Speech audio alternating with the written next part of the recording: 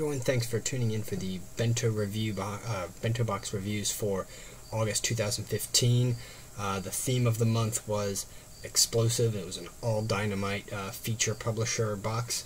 So getting into it, the first volume was Fear Nothing by Dean Koontz. It was adapted by Grant Alter and Derek Ruiz, art by Robert Gill. It was an original graphic novel, so it didn't reprint any individual issues. 128 pages, $14.99. It was rated T+. It was a pretty interesting story, and I kind of dug where it was going, but then it just ended. Unfortunately, there is no volume 2. This has been several years since this one was published, and they never finished out the story. So I thought, well, okay, if it's adapted from a Dean Koontz novel, maybe I'll take a look at the novel and see where the story goes from there.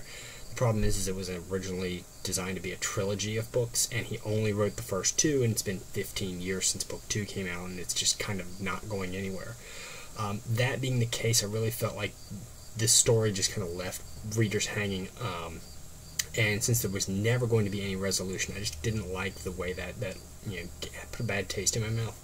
So I'm only going to give that a 6.0, because it was an interesting story up until the point that it just dumped me.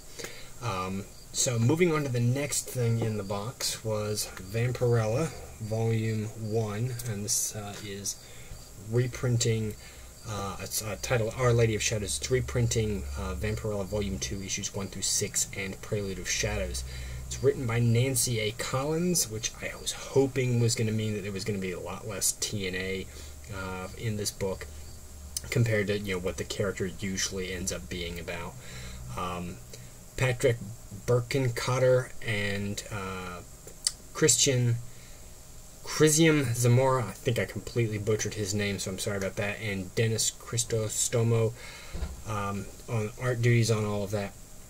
192 pages, $24.99. Original cover price for those would have been $32. Unfortunately, Nancy Collins left me, completely wanting something else. This was, very much, a TNA-driven book, even though I'm sure some of that had, to do with being in the hands of the artist, but I was hoping that maybe there wouldn't be as many instances written into the script that would allow for that. In fact, there were several sex scenes in there, and so it really did just come across as a very cheesecake-heavy book, and the story was kind of following in the footsteps of the art. Didn't really enjoy it that much, so 5.0. I mean, it was a halfway decent story, but the art really, completely took it away for me. Third book in the box was Grimm, Volume 1. The Coins of Zakynthos. Also, like the previous 2, was rated T+. Plot by Jim Kof and David Greenwalt. Script by Mark Gaffin and Kyle McVeigh. Art by Jose Malaga. This reprints Grimm 0 through 5, 112 pages, $19.99. Original cover price would have been $20. Now, that 0 issue was a free comic book day issue, so there was 0 cover price on that, so that's why it came out to being the exact same thing. 6.5 is what I'm going to give it. It was an interesting read. I got into the world of the Grimm show by having read this better than I think some of the previous things in Bento boxes have, like the Witch and Wizard stuff from last month. I've never watched the show. My wife's watched the show, so I'm going to kind of give a follow-up review on this maybe next month to see how this relates after having watched the first episode of the show, just to see where that goes.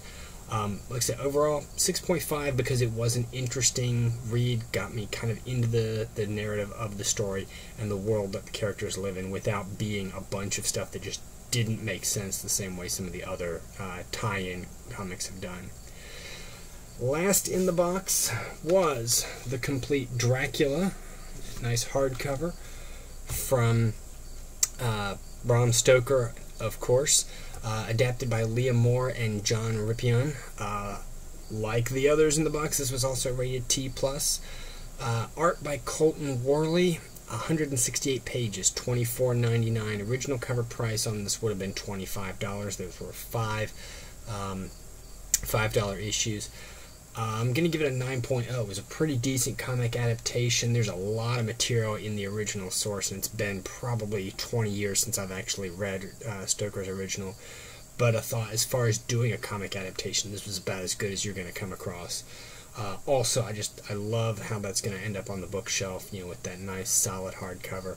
I'm going to give it a 9.0, so that was definitely the winner of the box. Nothing was really awful, but there wasn't, the other books just didn't set me on fire the way that one did. Total box value, $85. So that was a huge dollar value out of this box, but there's also that $10 download code that they included on the card in there for you to purchase things, or sorry, not a download code, $10 credit for anything that you purchase through Dynamite's website. So I haven't decided what I'm going to do with that. I was kind of wondering maybe if I'd want to get like a volume 2 of something from previous months or not. I'm leaning towards the Sherlock Holmes though, and if I do that, I will make a mention of how that turned out, since that does relate to what this box kind of was offering. So $85 value in my hands, $95 value total given in this box. This was a huge month, so I really liked getting through that. As usual, Dynamite does a really great job of putting things together. The physical books themselves have just a great UV coated cover. The binding is very tight, so I'm not worried about any of those falling apart on me during a read. But getting back to the reviews, good reviews overall. Next month is Fight the Fight, so I'm thinking maybe there's going to be some war comics, although you never know, there might be some zombie stuff in there. And we'll just see what Bento has for us, and that should be coming out this coming week. So thanks for tuning in, and I'll talk to you later.